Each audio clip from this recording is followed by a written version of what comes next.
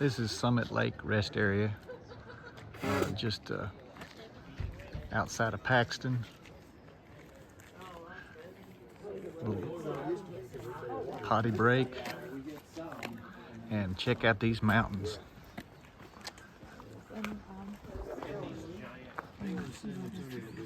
Wow.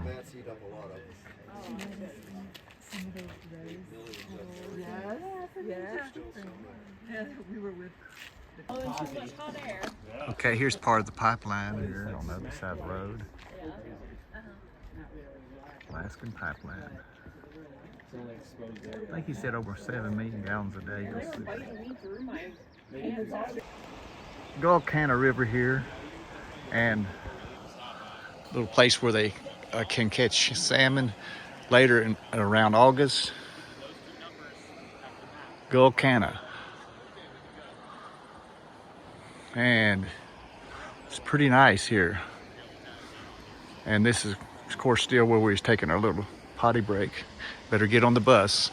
So we're going to be in those mountains here in just a few minutes.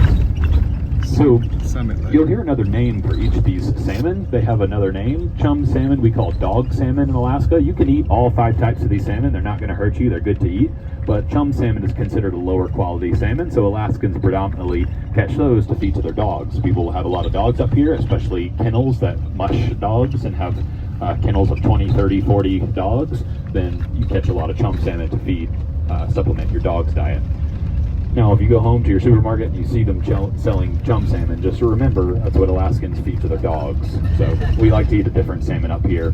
Sockeye is a good eating fish. We also call that red salmon. So, you like sockeye, Isaac? Yeah. So another way to remember that, not all of them have the double trick, but sockeye, if you sock yourself in the eye, your eye is going to turn red. Sockeye is also red salmon. King is called Chinook. Chinook comes from a native word. Silver is called coho. Pink are called humpies. They get a really distinctive hump over the back. They all are silvery, beautiful looking fish until they run out of the ocean and start morphing as they make their way up to their spawning grounds. They're using all their fat stores and energy stores to spawn, to travel up to their spawning grounds, and they die. So they really stop eating when they leave the ocean and start traveling up the river system. They've got one thing on the mind: make it to their spawning grounds. The females will lay their eggs in cold, clear water on a gravel bed, and the males will swim over and fertilize those eggs. And then those parent salmon die. They go back into the river ecosystem where they came. It's a really wonderful cyclical part of nature, because everything along that river system that spawns is being provided by those dying salmon. Not only their young, but animals like bears that would come into the streams and eat the salmon. The nitrogen that comes from the decomposing bodies of the salmon goes into all the plant life that survives along the river systems. They've done studies. The trees that grow along spawning river systems grow larger than trees without spawning river systems. So the whole environment along that river ecosystem is thriving off that salmon run. So again, when they hatch, they turn into fry. That's the first little stage. Then they turn into fingerlings. Basically, as they grow larger, they're kind of the length of your finger. They grow into fingerlings, and then when they're big enough, they smolt and they're ready to go out to ocean. And so they spend the majority of their life out in the ocean, depending on the species and depending on the river system they come from. 4 to 7 years is their life cycle, and they'll spend most of that out in the ocean until they grow up to full maturity, and they're ready to come back out of the ocean, and they travel to the very same spawning grounds where they were born. It's a very amazing feat. There's 2 things that wildlife biologists have studied to figure out: how do these salmon know how to travel such great distances out of the ocean up the river systems to make it to where they were born? And there's 2 things that they say it's probably a combination of these 2. One is magnetism. There's something in the head of a salmon, like many fish species, that can let them detect magnetic field lines. As you might know, this is what causes our aurora in the winter. Aurora happens in the summer. We just can't see it because there's too much sunlight. But the Earth is a big dipole magnet, essentially. We've got the North Pole, South Pole, and it emanates a magnetic field around the entire globe, and there's magnetic field lines emanating from the North going into the South Pole. And fish and birds as well will travel across those magnetic field lines and be able to navigate and follow those magnetic field lines back to where they need to travel to. So essentially, They're kind of have their own little GPS built in. That's a beautiful little reflection right there across the lake. If you want to take some photos of that. Through the mountains, we're going to make two quick photo stops as well. So give you some idea, give you a chance to get out and take some photos. One is actually going to be at the pipeline. There's a little section of pipe that lays down on the ground. It's not one that's likely chance for us to see caribou, but still a chance all day long for moose when we're not in the cities and traveling through the forests.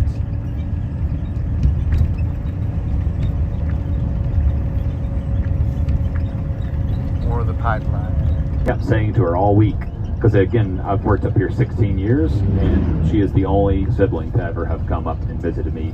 She went on my tour with me on the land portion, and I was so excited to have her and share the experience with her. I kept saying to her, don't forget to soak in the beauty.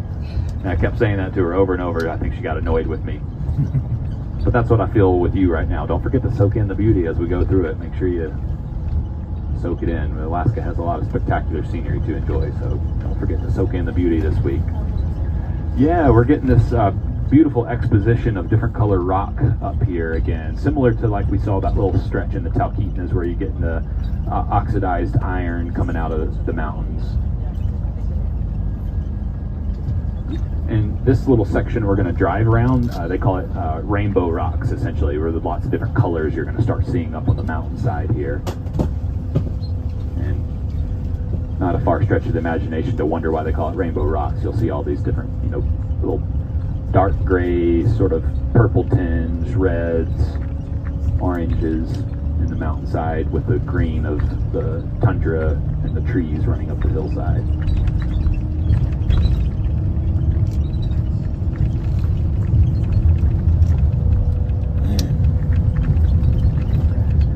And essentially, we're going to see lots of different little creeks running down out of the mountains to our right, underneath us, and dumping out.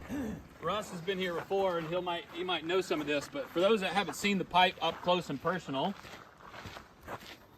two things I want to show you. So these right here are called shoes that hold up the pipe.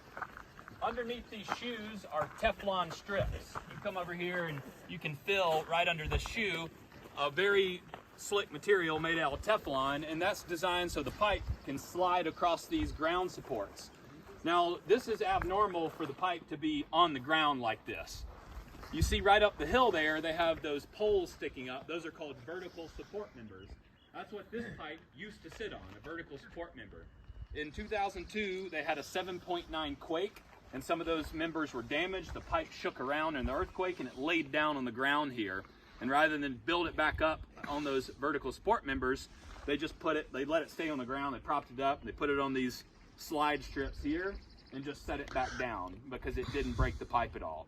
But it did shake the pipe around. There was no leak in that 7.9. So when they were building this pipe in the 70s, they had to account for 3 major mountain ranges it had to cross over: the Brooks Range, the Alaska Range, and the Chugach Mountains before it made it down to Valdez. And they also had to account for seismic activity.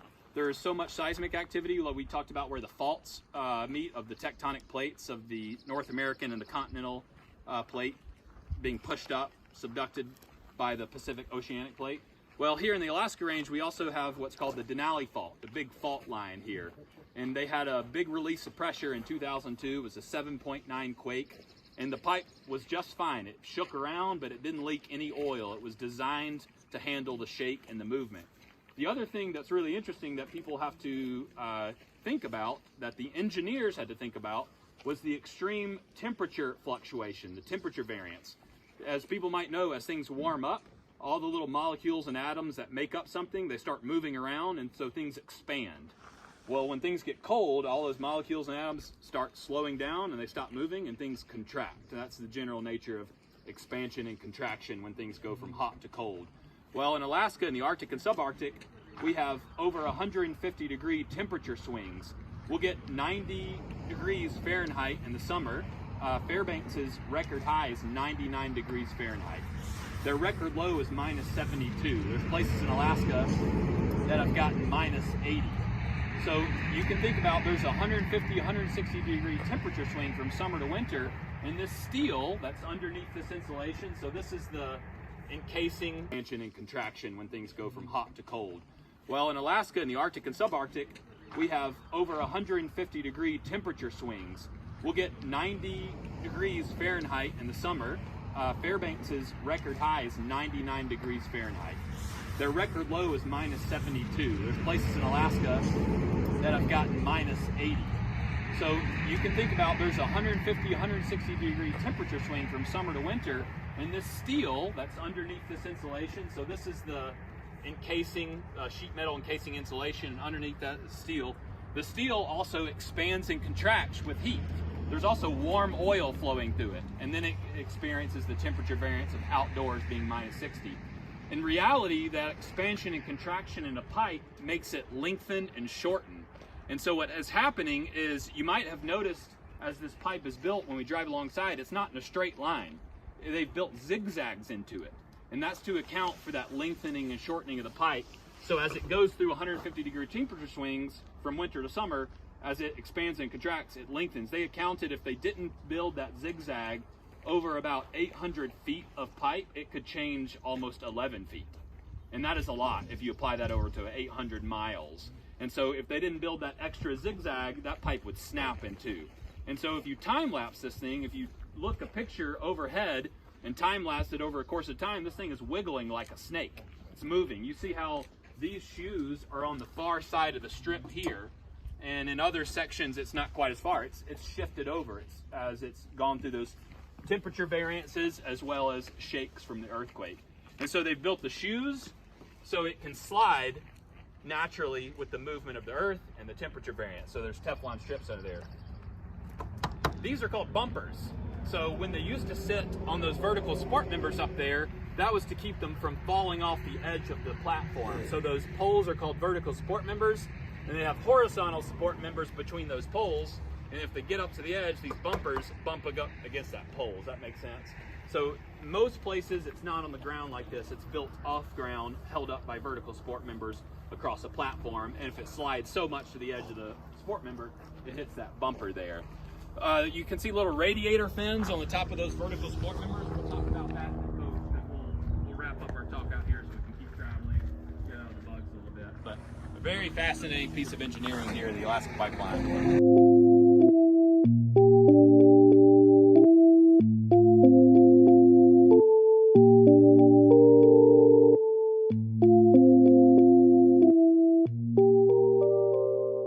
It's not a depot anymore, it's an old museum. You see that little tower right on the banks of the river at about our 10, 11 o'clock? So the little tower with a brown roof, green and white trim. Everybody see that? Yeah. I'm going to talk to you about that after we leave Nenana. That's part of a gambling event that happens here in Nenana. It's a fun little event called the Nenana Ice Classic. I'll tell you a little bit more about that as we leave. We're going to take a quick detour off the highway and go to Cog Hill's General Store, established in 1916. It's an old general store, and this is a little native village, and Cog Hill was not a native but moved into the area and settled it as they built a little railroad. Okay, we're in Nenana. Is that right, Mary? Yes. And this little Rusty Plate General Store up here we're going to. Riverside Pizza, Alaska Rustic Company, Railroad Museum there, and it says Nenana Depot. Very small little town. I'm guessing about maybe 1,000 people or less. Probably less. Wave at us, Mary. Don't get near that truck. Why? That dog's trying to come in at them. A dog in this truck here? Trying to come out. Okay. Has it got the windows up? No. Well, halfway, I don't think he can get out. Okay. Well, I won't bother the dog. He's a big dog too. Hey, we had an old truck. Doggy. We had an old truck like that in about a '74 Ford.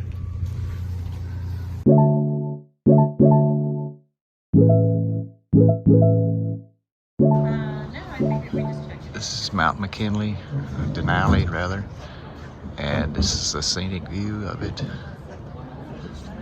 It's only 30% of the people that come up and get to see the mountain itself.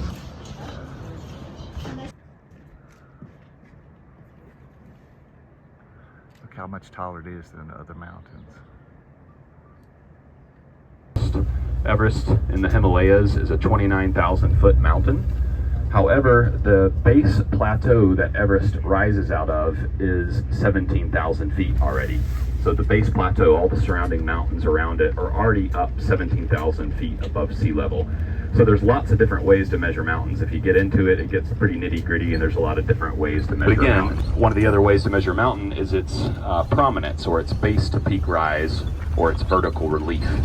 And so in that sense, Everest has just over 12,000 feet of vertical relief because it's rising out of a plateau at 17,000 feet. Denali's base plateau is 2,000 above sea level, and it's a 20,000 foot mountain. So it has about an 18,000 foot vertical rise. So it is the world's tallest peak in that sense of base to peak rise. All right, tell us where you at and what you got here. Apple Joe's Pizzeria. And this is, you don't eat half of it. It was huge, wasn't it, Mary? A huge slice of pepperoni pizza. Was only what? How much? Huh? So for a soda and a huge slice, what, about $10? Probably. I didn't pay for it. You did. About $10 or so. Really good deal. And this is downtown Anchorage, and we're getting ready to get back on the bus to go to Whittier. And I've got an order of wings waiting on. People fall asleep in the afternoon once they get comfortable on the coach and they've got that food in their stomach. So I would encourage you, if you can resist the urge to nap on the coach this afternoon and sleep through your vacation, I would highly encourage you to not do that today, because we are about to have one of the most scenic drives. The Seward Highway has been voted second most scenic byway in North America after the road to Hana in Hawaii. So we are going to be right alongside the ocean, called the Turnagain Arm on the right-hand side, and we're going to have the Chugach Mountains on the left-hand side right up. So you want to keep your eyes out across the water for bald eagles. You want to keep your eyes up on the left side for the Dall sheep up on the mountains. So we've got amazing views on both sides. Across the water, we're going to be seeing the Kenai Mountains. And so we'll have an absolutely beautiful drive for about an hour. Now, if you think you can do probably better, even though I have no experience to back up, or qualify myself with. Oh, it's beautiful. Yeah, it'll be a little avalanche chute where the creeks. This is Byron Glacier. Byron. And to our left is Whittier Glacier. Wow. All the way around. Yes, all the way around. It's so beautiful. My goodness. Look at that. Look at that. And then all the way back to Whittier Glacier. All right, y'all know that song? Indiana Jones. It's a theme song from Indiana Jones. It always feels a little bit like Indiana Jones. You know that scene where he's like running through the tunnel underground, that big boulder's running after him, like rolling after him? Yeah. It's kind of a fun adventure song as we're going through this tunnel, making our way to Whittier. Thanks for Isaac playing along with the lights there. It was fun. I never had the driver do that. All right, so again, this is a 2.5 mile long tunnel. Now at the end here, you're going to hear some fans. I'll try to point them out to help with air quality they've got on each end of the tunnel. And we're getting ready to get on the Princess Cruise at Whittier. I don't know. Do we go here or there? It says authorized personnel and visitors. Right. Thank you. Welcome on board.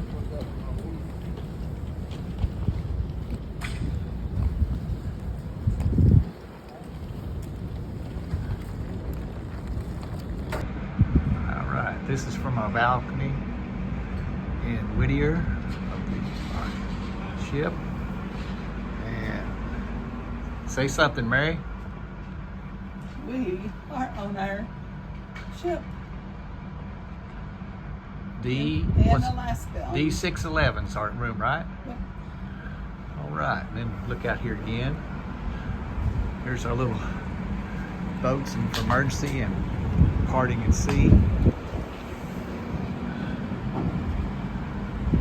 And what a beautiful, beautiful scenery.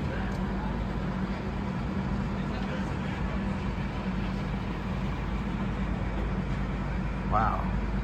They say it's pretty much snow and rain here most of the year, but today we had a perfect day. Awesome. Thank you, Lord. Thank you, Lord.